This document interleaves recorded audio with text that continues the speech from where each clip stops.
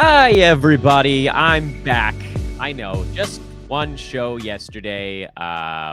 You guys heard the explanation on that on yesterday's show, and quick update. Everybody's doing good. Those that missed it, my younger son Theodore had surgery on 2 hernias yesterday. So that was basically our entire day. I had recorded the Monday episode on Sunday evening, and then I was just gone. Like, we were out of here in the morning. We took the older kid to school, and then we got back like kind of close to dinner time. So it was quite a day, but he's doing great. He's on some Motrin right now, and he's just hanging out, reading some books, watching some TV with the babysitter. So all is well. Thank you for everybody that was sending happy thoughts or whatever, magical universe dust we can all kind of send each other's ways. It seems like everything is going pretty well so far. So thank you for that. Welcome back to the show, everybody. I'm Dan Vespers. This is Old Man Squad Fantasy Basketball. We have a Monday recap to do. And then, if all things go according to plan, we can segue almost right into another show today, which I'm hoping, and I guess we'll see how timing plays out and schematics play out, but I want to get a buy low going. I want to try to get those done early in the week. Typically, I'm thinking about doing those on Monday, kind of like rolling into the week, but, Tuesday we'll have to do. So we'll just get flowing on that. That is the board. For those that are watching on YouTube, please do hit that like button. Everybody subscribe. Everybody subscribe. We are, we're only 55 subs. No, less than that. 51 subs from 5,500, which is kind of nuts when you think about it, considering we were at 0 not that long ago. So subscribe, however you're taking in the content, iTunes, Spotify, whatever, YouTube, and then drop that 5-star review. Let's do a game before we get to our pals at Bet Online, and I know I'm going to forget to come back to it, so somebody yell at me if I screw this up. Chicago at Detroit. Boy, when the Bulls are flowing and they get into their offense and everybody kind of gets warmed up early, the main guys there can put up some very big lines. But let's not worry about the main guys, because 4 of the 5 Bulls starters are universally rostered and started. And, the only thing you're looking at there is how long can Vooch stay a first rounder, which we know is not going to be forever because he's shooting almost 60% from the field right now. What we should be looking at with this Bulls team is the fringe. And the fringe is made up of Patrick Williams and Ayo Dosunmu. Dosunmu's not going to be anything right now. They need one more usage guy to be out of the way. 12 shots you actually kind of thought might be enough for him because the minutes are there, but the production is just not. He needs to be more in control. And with Giddey around and Levine and Kobe White in particular, one of those 3 guys needs to be done. Whatever it is, turned ankle, something, for Dosunmu to have value. So we don't have to worry about him. Patrick Williams, I think, is probably the more interesting of the two because he had actually gone through a pretty good little, call it like a mini spurt prior to the last 2 ball games being less appetizing again. One of them was in a blowout loss. You can kind of just throw that one away. This one was full minutes, 33 minutes. He had 8, 5, and 2 with a couple of threes. Not very good. Prior to those games, he had 4 pretty darn good ones in a row. And I think ultimately, he's ranked 181 right now per game in 9-cat.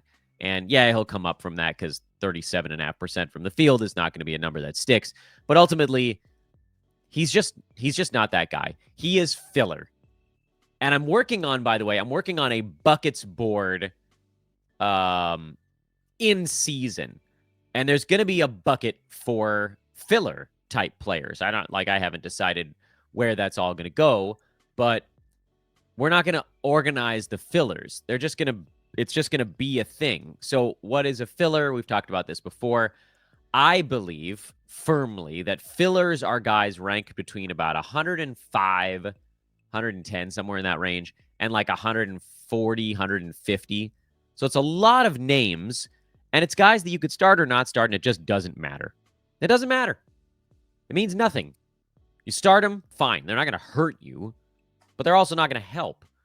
And sure, you might catch Patrick Williams on a good day where he has like 14 points and 7 boards and 3 defensive stats and 2 3-pointers. Great, that's helpful.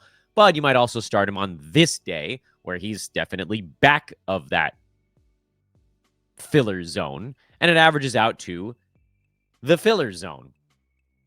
Where's that board going to be? That board is going to be in the free Google Sheet, linked within. That also has the streaming calendar and the injured board and all that good stuff that we're going to be doing. It's all free, again, all season long. Nothing will cost a cent this year. I promise you this. At the end of this year, we'll kind of reassess, figure out if advertising dollars made enough on these shows, and we'll go from there. But for now, everything's free. Completely. Just go in there, enjoy it. On the Pistons side, Tim Hardaway Jr. came back and kind of screwed up the harmony. He shot 1 for 10, but luckily they had Malik Beasley to go hit 5 more three-pointers. By the way, very, very dangerous stream now with both Ivy and Tim Hardaway Jr. in.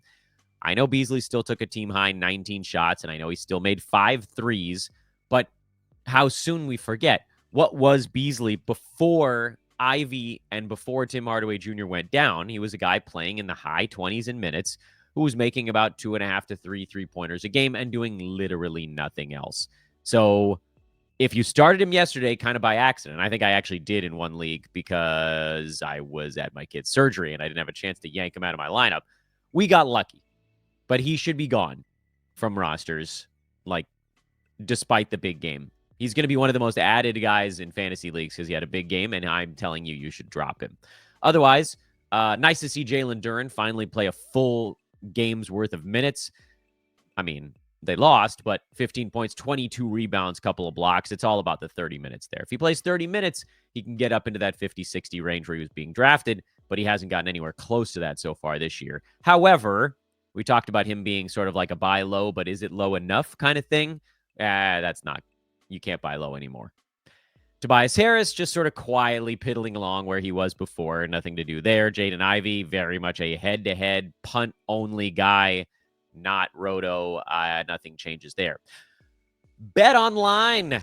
See, I remembered. I got back to it just in time, too. They wanted in the first 8 minutes. Is the world's most trusted betting platform and your number one source for online betting. From the earliest odds to in-game live betting, Bet Online provides you with all the action and the ability to watch the games as they happen. With the largest selection of odds on everything from football to NBA to college basketball to NHL to UFC and MMA. Bet Online is the place to be, so head there today to get in on the action with America's most trusted site for online wagering.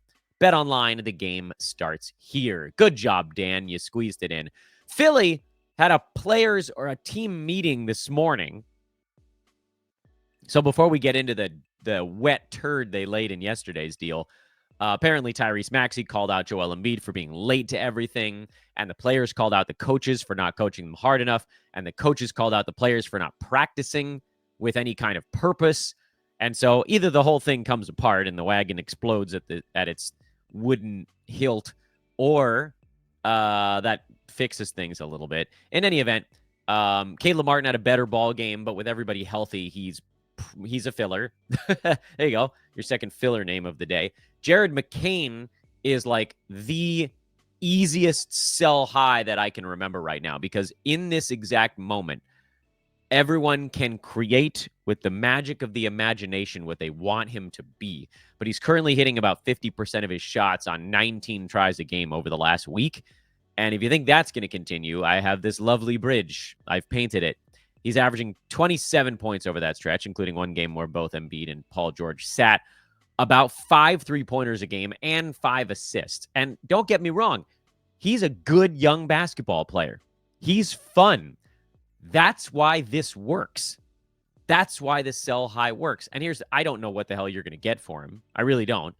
But I believe there's a roster, a manager, whatever you want to call it out there that is willing to give up something of sustained value to find out what happens with Jared McCain. I'm here to tell you that what happens is that Tyrese Maxey is going to come back and Jared McCain's going to get a dozen shots a game and he's going to cool off and he's probably going to sit outside the top 100. I know nobody wants to hear that. And sure, he can continue to be inside it while Tyrese is out. But nothing lasts forever. And, sort of side good news is Philly has a lot of back-to-backs this year. So you'll get Paul George and Embiid rest days, which is going to be helpful for some of these other guys, McCain being probably the largest beneficiary there. But it's not going to be like this. And because he's gotten off to such a hot start and looks good doing it and is like the only positive story on the Sixers right now, someone out there is going to believe that this can stick.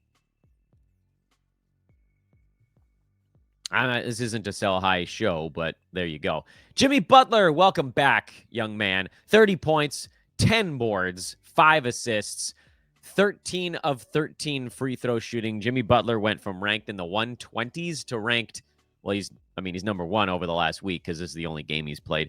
But he went from 120s overall to 80, and so far left to go because he's still at only 78% free throw shooting. And we know that's coming up another probably 6-7%, maybe more. So that goes from a small, at least it's not a big negative anymore. Now it's like a small, medium. Jimmy Butler's a medium free throw negative at the moment, and it's going to become a pretty large positive. And then the other stuff, you hope the scoring ticks up a little, the steals tick up a little bit. But like his path inside the top 50 is extremely simple, and I still think he gets inside the top 30, but I guess we'll see about that. Otherwise, no Terry Rozier for this one. And Kevin Love moved back to the bench. So Haywood Highsmith started at power forward and nobody cared. Duncan Robinson started at small forward and only played 22 minutes. I thought you'd get more Nikola Jovic, but apparently they wanted more spacing. And then Drew Smith, who I hadn't heard of until yesterday, as far as fantasy stuff goes, had 3 steals and some other things, and basically just going to leave it alone. Also, by the way, this game was over, not like early, but it wasn't everybody's got to play till the last buzzer kind of game. This one was over very early, and so the minutes are all super wonky, and that's the Knicks decimating, bludgeoning, smashing the Washington Wizards by almost 30 points. So Kuzma only got 24 minutes and Poole only got 27. I'm not a big Kuzma guy. You know this, but obviously, this isn't, throw this out. The good news in this game is that Jonas Valanciunas continues to hang on to value just barely, but this is a pretty good one for him. Corey Kispert's been scoring better lately. I would say watch list on Kispert. I don't know if I'd go much farther than that. Malcolm Brogdon started with Bilal Coulibaly out and played 19 minutes. You're not doing anything with that. Alex Sarr is, again, he's going to be a tough hold at times, and he's going to be a super fun hold at others, but I think he's a guy you want to try to hold on to all season long.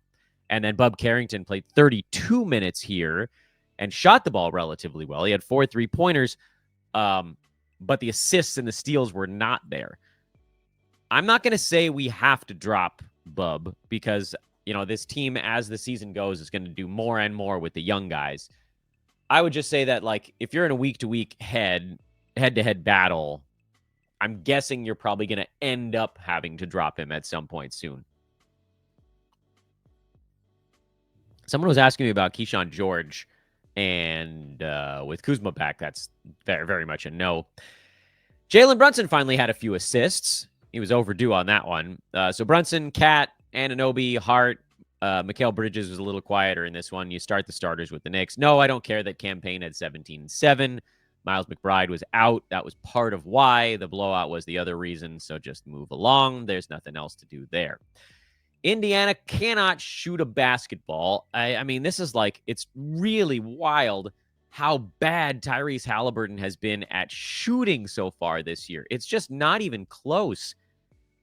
His alignment is beyond wonky. He's shooting 38% still on the year.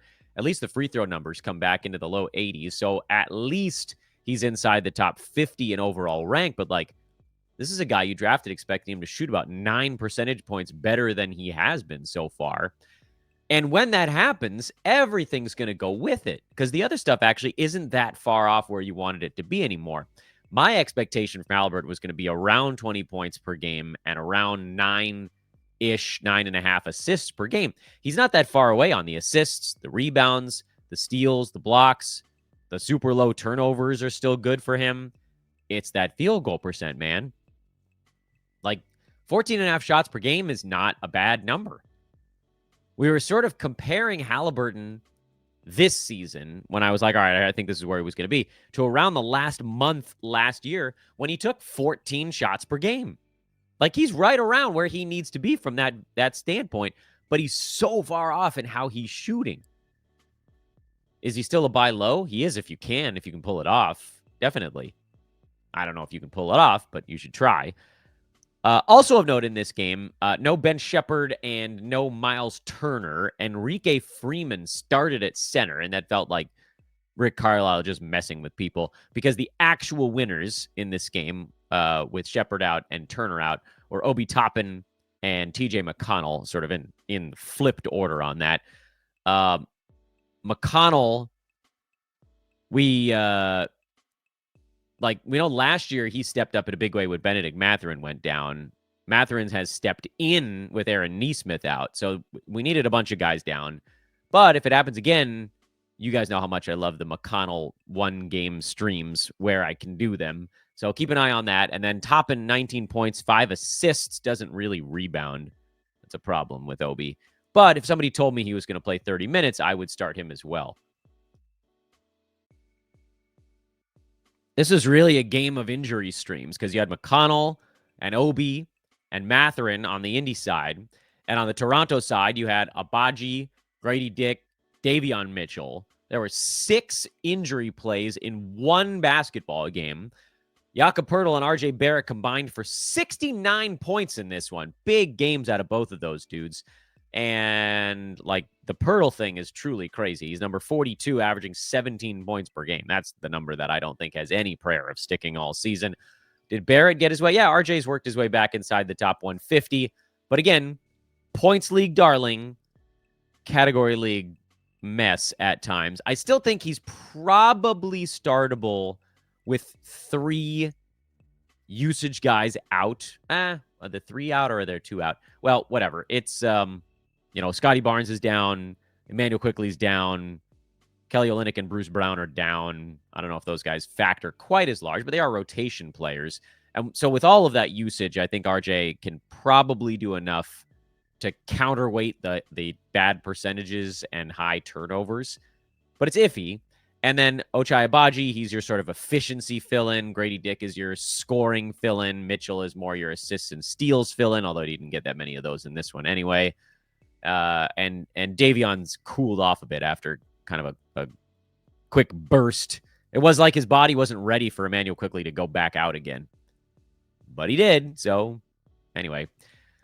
Tyrese, man among boys, 7 defensive stats. He keeps rumbling along. Amen Thompson, 10 and 7, couple of assists, a steal and a block. He's rumbling as well. Uh-oh, guys. Freddie VanVleet is a 4th rounder now. Actually, he's a mid-4th.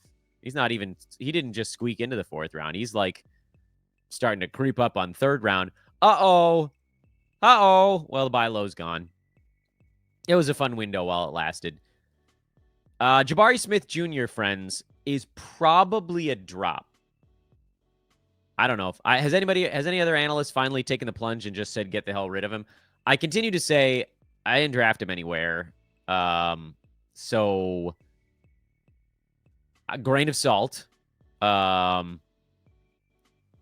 Wembanyama is officially doubtful, by the way. I thought for sure he'd be back for this one. Just got that news busting through in the middle of the show. So we'll talk about that in just a second.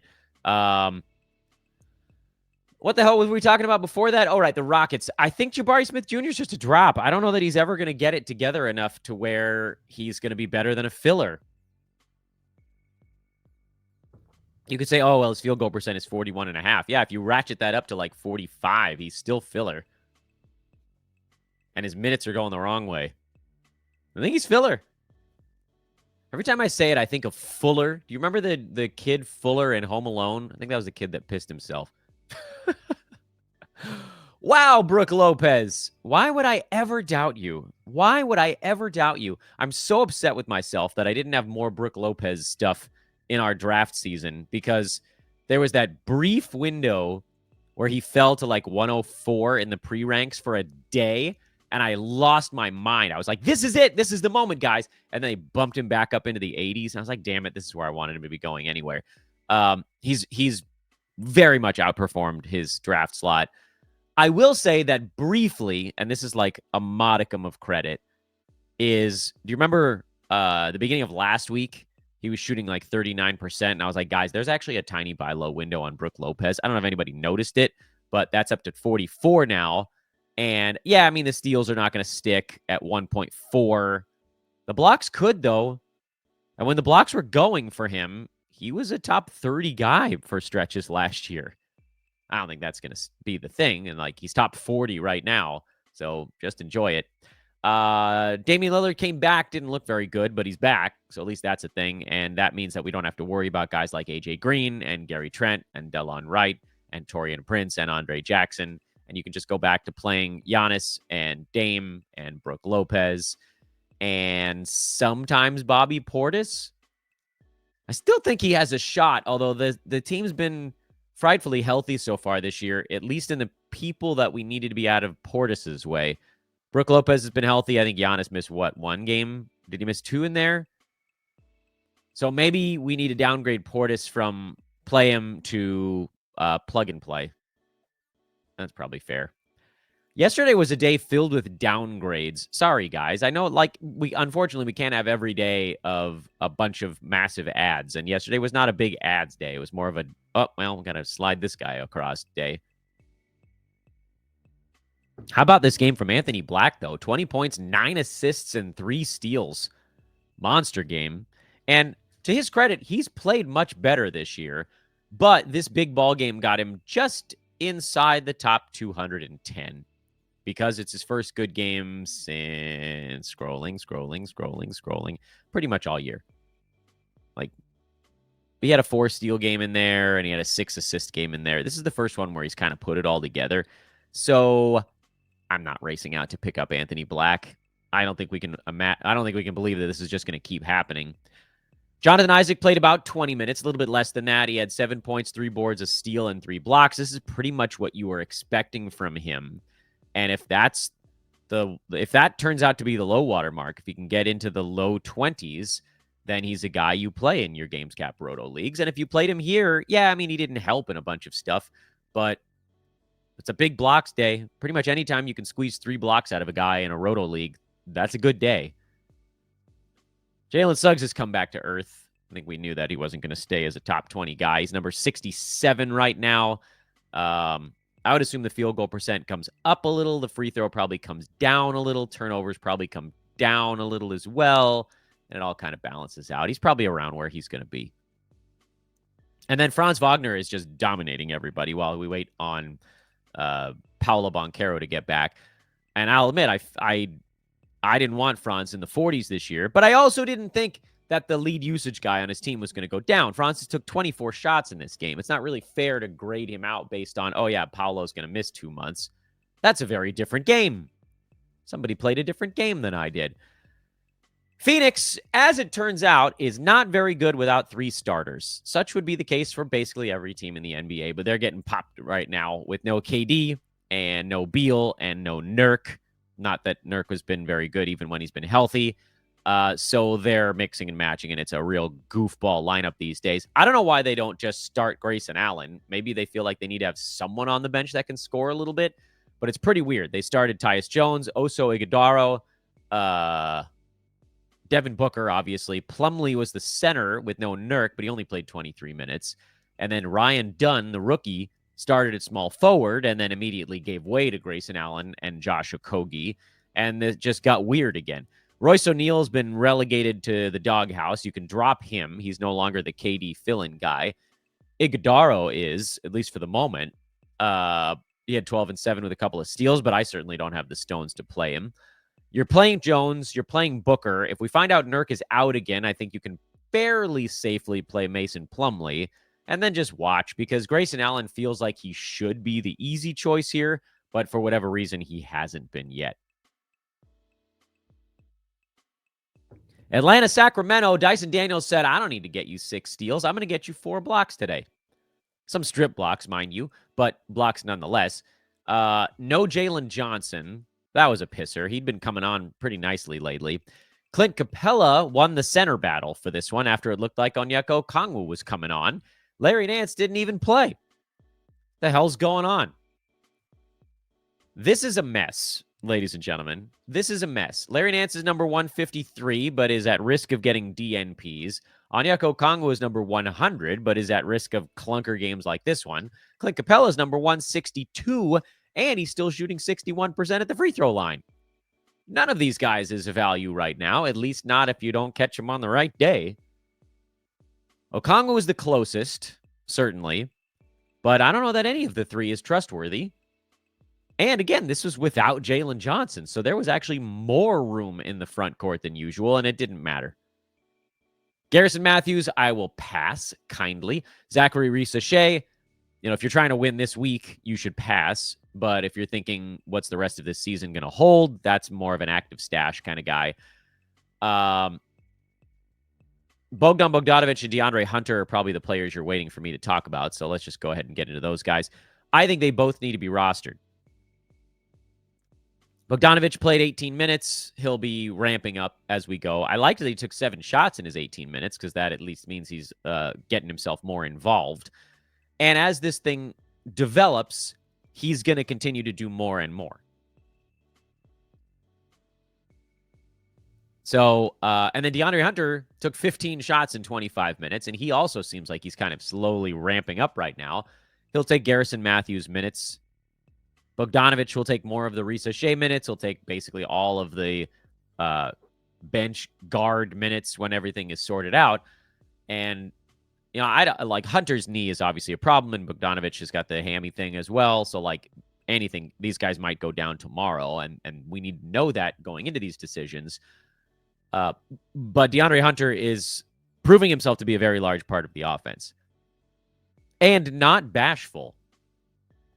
That's good for fantasy. We don't want bashful. He didn't rebound or pass or do anything else in yesterday's ball game.